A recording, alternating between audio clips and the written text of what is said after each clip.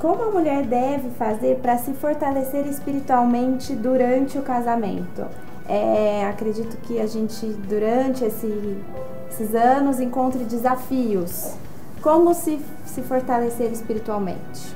Então, eu não acho que é só a mulher que tenha que se fortalecer espiritualmente, como no tempo que está se preparando para o casar, porque é o casal que casa, o homem também tem que fazer isso, né? Ou seja, os dois têm que se enriquecer espiritualmente, se preparar também no seu interior, né? Antes e durante. Antes, durante, sempre. Vida. Exato, vivendo perto com Deus, através de uma vida de oração.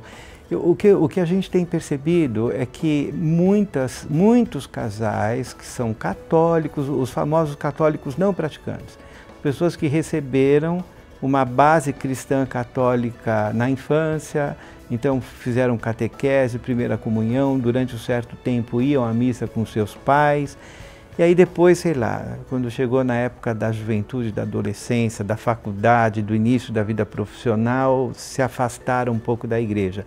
A gente tem percebido que o momento de receber o sacramento do matrimônio tem sido um momento precioso de reaproximação desses casais com Deus. E aí vira uma descoberta mesmo, né? De uma redescoberta do amor de Deus na vida delas, uma redescoberta do valor e do sentido de ir à missa aos domingos, de ter vida de oração e de perceber o quanto a nossa vida é mais fácil quando a gente a vive na presença de Deus com Deus, né? E partilhando. Entender tudo isso como Exato. Não só uma regra, mas que realmente tudo faz sentido e facilita. Isso, e uma necessidade da alma humana, né? Uma necessidade da alma humana. Então o casal pode se preparar bem para o casamento fazendo um bom curso de noivos. Isso é fundamental. É fundamental. O pessoal acha um pouquinho ruim quando a gente exige, mas ao diferença. término do curso de noivos eles agradecem, sempre agradecem. Há muitos casais hoje que procuram o casamento ou o sacramento do matrimônio e não têm a iniciação cristã completa. Isso que eu ia perguntar, da questão da crisma, Isso. né? Que muita gente tem essa dúvida, precisa, não precisa, o que é, né? Que é uma dúvida que as pessoas acabam tendo. É o correto, né?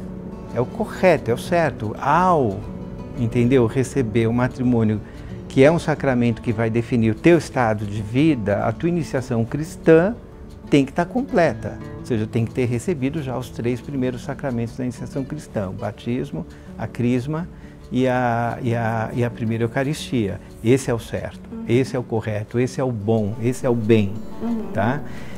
Como preparação mesmo, né? Exato, então uma das formas... Já foi feito para fortalecer, exatamente, né? Então uma das formas de se preparar espiritualmente puxa, eu ainda não fui crismado, então fazer a catequese de crisma, né? Se possível antes do casamento. Veja, o termo mínimo, a condição mínima que a igreja pede, que a igreja exige, para que alguém possa pedir o sacramento do matrimônio, aqui nós estamos falando no âmbito da lei, do direito canônico, é que um dos dois seja batizado. Tá? Então, se um dos dois já é batizado, pode pedir o sacramento do matrimônio. Mas o que é o ótimo, o que é o bom, o que é o correto, o que é o certo, é que ambos tenham já recebido os 3 sacramentos da iniciação cristã. E fazer isso, caso você não tenha feito, é uma ótima forma também de se preparar espiritualmente para o casamento. Padre, como o senhor enxerga a maternidade no mundo contemporâneo, os desafios e a responsabilidade parental? Eu acho que, primeiro, entender os filhos como um dom dentro de um dom. Significa que no matrimônio, a mulher, né, se doa ao marido, o marido se doa à mulher e dentro desse dom, Deus, quando quer, faz frutificar e gera vidas, né? E aí a primeira questão é que filho não é um direito, filho é um dom de Deus. Porque hoje as pessoas têm uma relação muito, como é que eu vou dizer? De cobrança até, né? Não de cobrança, mas é que às vezes as pessoas, é uma relação um pouco assim, pouco generosa na hora de pensar na constituição da família. Pensam num filho, então eu quero ter um filho só, ou eu quero ter 2 filhos só. entendeu? E uma vez que eu satisfiz o meu desejo de ser pai e de ser mãe, eu excluo qualquer possibilidade de mais um dom futuro.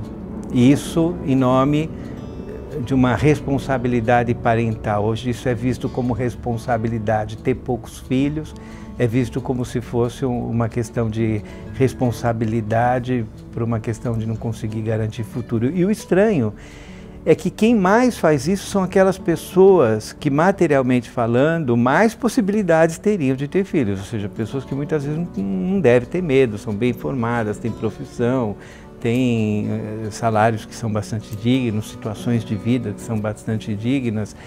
Então, entender entender os filhos, né, como um dom de Deus, também como uma contribuição do casal, né, a contribuir com Deus gerando novas vidas, com a igreja contribuindo, né, ou seja, gerando nessas crianças, nessas vidas, a vida em Deus e a continuidade da própria igreja de Cristo na Terra. Um outro aspecto sobre responsabilidade parental, né, é que eu acho que hoje também os pais terceirizam muito a educação dos seus filhos.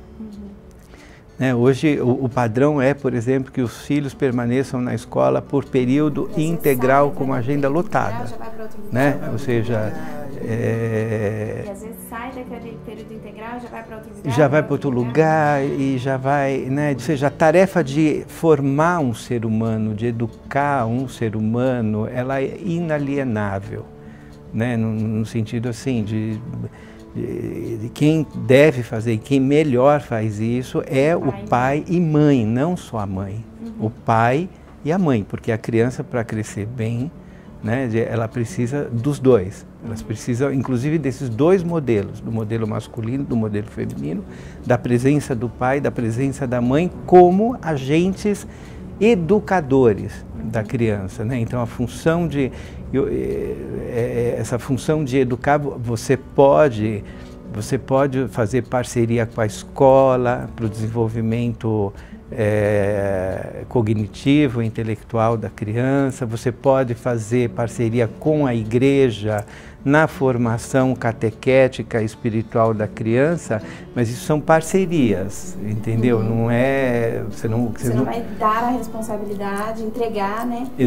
Exatamente, né? Ou seja, a missão de educar, entendeu? É fundamentalmente dos pais. Certo. E aí, aproveito então para perguntar como fazer esse equilíbrio, se existe, não sei, esse equilíbrio entre a vida profissional, a maternidade, o lar, como,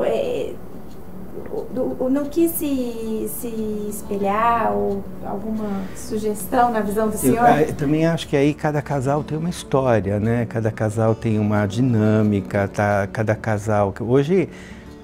Vamos lá, são raras as situações em que o homem consegue exercer a função de provedor sozinho, né? Então, da mulher, na maioria dos casos hoje, trabalhar não é só uma questão de opção, é uma questão também de necessidade. Sim.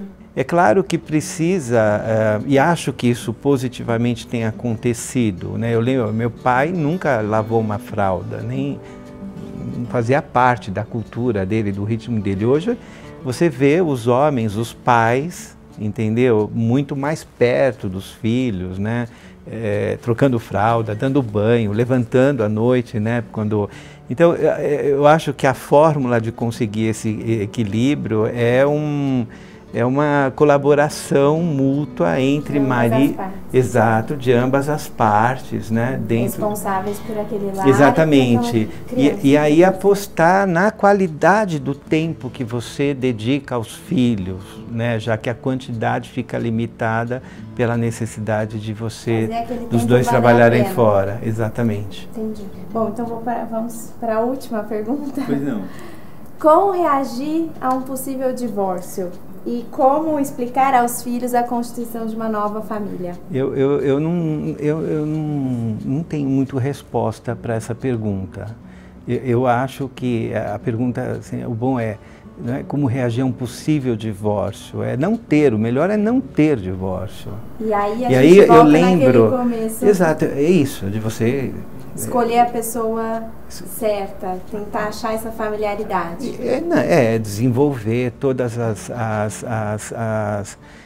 as dimensões do amor humano para que ele amadureça, floresça, entendeu? E que você entre no casamento entendendo dessa maneira. Claro, há casamentos que nunca deviam ter existido, né? Por isso que a Igreja Católica, ela tem um tribunal eclesiástico que avalia, bom, aquela cerimônia que foi celebrada, o casal tinha as disposições corretas, né? E se percebe que não, a igreja dá uma declaração de nulidade daquele casamento que permite a pessoa contrair um verdadeiro, não é? As pessoas falam, então eu vou poder casar de novo na igreja. Não, você vai poder casar na igreja, porque a primeira vez você fez que casou e não casou. Ou seja, não houve o sacramento do matrimônio. Isso são coisas que precisam ser, quando acontece e tem filhos envolvidos, eu acho que tem que ser explicado com sinceridade, com tranquilidade, entendeu? Né? Mas o melhor é que isso não aconteça. Claro, mas... O melhor, né, do que é eu fico lembrando daquela frase, né, de Jesus, né, quando foi interrogado sobre o divórcio, né, porque a lei de Moisés permitia que o homem desse uma carta de divórcio para a mulher, o contrário não. E aí então, mas Jesus fala, né, olha, Moisés permitiu, né, que o homem desse a carta de divórcio por causa da dureza dos vossos corações.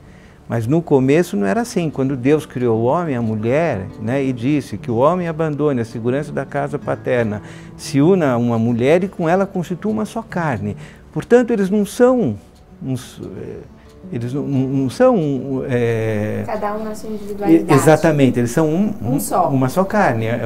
Nosso Senhor Jesus Cristo fala do caráter indissolúvel do matrimônio, né? E aí, para isso ser possível, é importante que durante o tempo de namoro se desenvolva as várias dimensões do amor, o amor espiritual, né? Ou seja, aquele amor, ou seja, de eu te amar como filha de Deus, né, como alguém destinado à vida eterna com Deus e te respeitar dessa maneira. O amor à amizade, que é tão importante, né?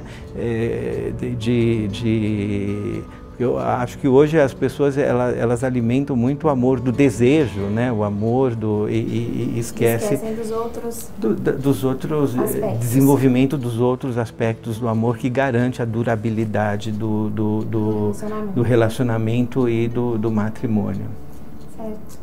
Padre, muito obrigada, fiquei muito feliz com esse nosso bate-papo, espero que tenham outros. Obrigado a vocês, obrigado a você pela oportunidade, sucesso no teu trabalho. Obrigada, Padre.